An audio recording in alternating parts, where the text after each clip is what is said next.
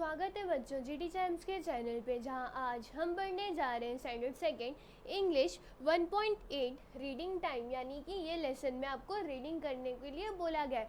कुछ जो आपको यहाँ पे सेंटेंसेस दिए गए, आपको क्या करना है, उसे रीड करना है। तो हम क्या करते हैं, इस चैप्टर को स्टार्ट करते हैं। तो पहले यहाँ पे बोला गया है रीड अलाउड, यानी कि जो भी लिखा है उसे हमें कैसे ज़ोर से बोलना है। तो पहले यहाँ पे बोला गया है this is my classroom, there is a, जो ये हमें पिक्चर यहाँ पे दिख रही है, यानी कि देयर इज़ अ बिग, ये क्या है, तो ये ब्लैक बोर्ड है। ब्लैक बोर्ड पे टीचर क्या करती है, आपको होमवर्क या क्लास वर्क या जब आपको वो पढ़ाती है तो वो आपको बताती है। फिर यहाँ पे बोला गया there is a big black board, इसको हम क्या बोलते हैं, इसको हम बोलते हैं black board on the wall, our teacher writes on it with a, ये पिक्चर किसकी दिख रही है, ये पिक्चर हमें चौक की दिख रही है। यानी कि यहाँ पे बोला गया है कि दिस इज़ माई क्लासरूम, यानी कि ये मेरा क्लासरूम है। और क्लासरूम में क्या है, एक बड़ा सा ब्लैक बोर्ड है जिसपे टीचर क्या करती है, ब्लैक बोर्ड पे। फिर यहाँ पे हमें बोला गया our teacher write on its with a chalk, यानी कि इसे हम क्या बोलते हैं, चौक। यानी कि ब्लैक बोर्ड पे जब टीचर लिखती है तो वो किससे लिखती है, चौक से लिखती है। और वही इस चीज़ में ये सेंटेंस में आपको बताया गया। देन यहाँ पे लिखा गया है the teacher has a dash to keep her books on, यानी कि ये जो हमें दिख रहा है ये क्या है, जिस पे टीचर अपनी बुक्स रखती है। जब टीचर आती है, क्लास में आती है, तो क्या करती है, अपने साथ बुक्स लेके आती है। वो बुक्स को कहाँ रखती है, तो वो बुक्स को टेबल पे रखती है। तो ये क्या हुआ आपका, ये हुआ आपका table. Then next she also has a dash to sit on, यानी कि उनके पास ऐसा क्या है जिस पे वो बैठते हैं। तो हमें पता है टीचर किस पे बैठती है, वो चेयर पे बैठती है। तो ये क्या है आपका, chair.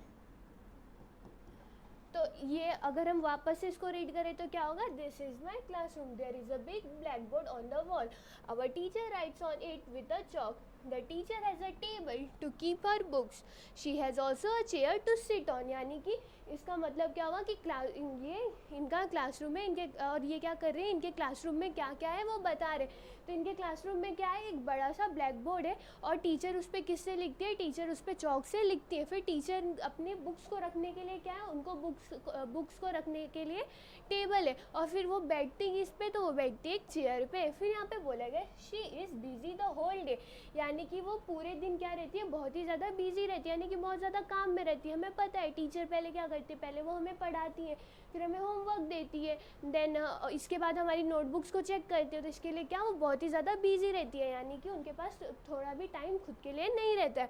Then next we have dash to sit on and dash to keep our dash on. तो अगर ये अगर आप लोग बैठते किस पे हो, अगर आप क्लास में जाते हो तो आप लोग किस पे बैठते हो, ज़मीन पे नहीं बैठते हो, किस पे बैठते हो, बेंच पे बैठते हो। तो ये क्या है, ये है बेंच। देन नेक्स्ट है and dash to keep our dash on, यानी कि हम लोग अपना बुक्स, ये किसका पिक्चर दिख रहा है हमें, बुक्स का दिख रहा है। तो ये क्या हो गया, बुक्स हो गया। बट हम बुक्स रखते किस पे, हम बुक्स किस पे रखते हैं, डेस्क पे रखते हैं। तो इसका नाम क्या हो गया, डेस्क। देन नेक्स्ट है our classroom has a dash and two dash. अगर हम ये ध्यान से देखें तो क्लासरूम में जब हम लोग अंदर जाते तो कहाँ से अंदर जाते, दरवाजे से अंदर जाते। और दरवाजे को इंग्लिश में हम क्या बोलते हैं, दरवाजे को हम बोलते हैं डोर। और फिर क्लासरूम ऐसे पूरा पैक तो नहीं रहता है, उसमें क्या रहती है, उसमें खिड़कियाँ रहती है, किस लिए, उसमें से हवा आती है। फिर कुछ बच्चे कभी कभी बाहर भी देखते हैं। खिड़की को हम लोग इंग्लिश में क्या बोलते हैं, खिड़की को हम लोग बोलते हैं विंडोज़।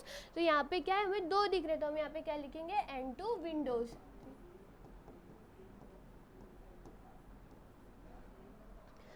देन नेक्स्ट क्या, ये इतना हो गया। अब नेक्स्ट देखते हैं यहाँ पे क्या है। देन यहाँ पे बोला गया there are many charts on the wall, the chart display childrens work on various topic. यानी कि जो इनकी क्लासरूम की वॉल है, जो दीवार है, उस पर क्या लगा हुआ है, उस पर बहुत सारे जो चॉक्स है वो लगे हुए, जो चार्ट्स होते हैं वो लगे हुए। और चार्ट्स में क्या दिखाया गया, जो बच्चों के जो बहुत सारे काम है वो दिखाया गया। Our teacher also shows a short film song and stories with the help of the projector, it is fun to watch the film. यानी कि जो इनकी टीचर है इनको क्या दिखाती है, छोटी छोटी फिल्म्स जो होती है वो दिखाती है, और इनको गाने सुनाती है, और क्या करती है, इनको स्टोरीज बताती है। किसके मदद से, प्रोजेक्टर की मदद से। यानी कि प्रोजेक्टर क्या करता है, उसमें वो शॉर्ट फिल्म सॉन्ग्स और स्टोरीज जो होते हैं वो लगा देते हैं, और बच्चे जो होते हैं उन्हें देख के क्या करते हैं, उन्हें बहुत ही ज़्यादा मज़ा आता है। और वही यहाँ पे लिखा है it is fun to watch the film, यानी कि फिल्म्स को देखने में उन्हें क्या लगता है, बहुत ज़्यादा अच्छा लगता है।